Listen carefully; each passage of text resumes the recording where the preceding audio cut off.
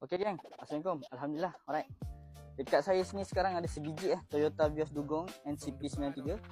Alright, cantik geng kita ni. Oh, kereta ni memang dah siap, dah kemas, dah siap solid, dah siap orang kata set up untuk standby pergi event bulan 8 nanti. So mana korang yang fighter-fighter Vios tu dah boleh survey kereta ni. Jom kita tengok keadaan kereta ni. Alright, kereta ni tahun 2009, auto, spek G Untuk kereta ni overall cat dia memang cantik lah. Cat dia cantik Ni efek kristal Dia ada kristal-kristal biru, kristal-kristal purple bila kena cahaya mentari. Untuk bonnet dia, alright. Bonnet dia datang dah siap apa convert dah siap convert. Ada event ada event. Grill kita masuk grill RS carbon.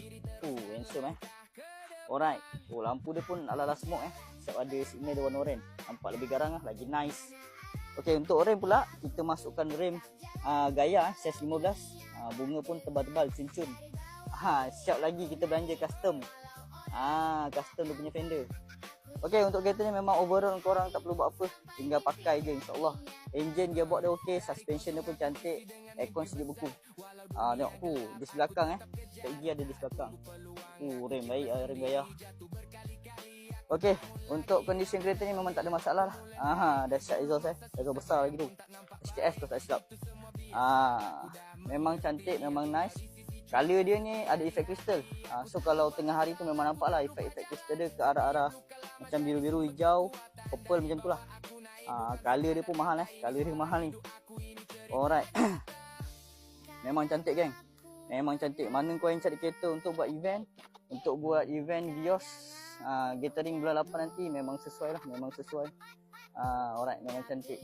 So jom kita tengok keadaan dalam dia macam mana. Alright, untuk keadaan dalam dia, dalam keadaan dia bateri masih cantik.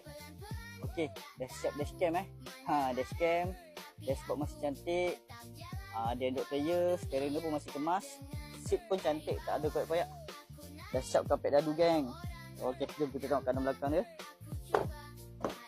Ni keadaan belakang dia lah. Masih cantik dan kemas. Masih cantik dan kemas. Masih ori-ori.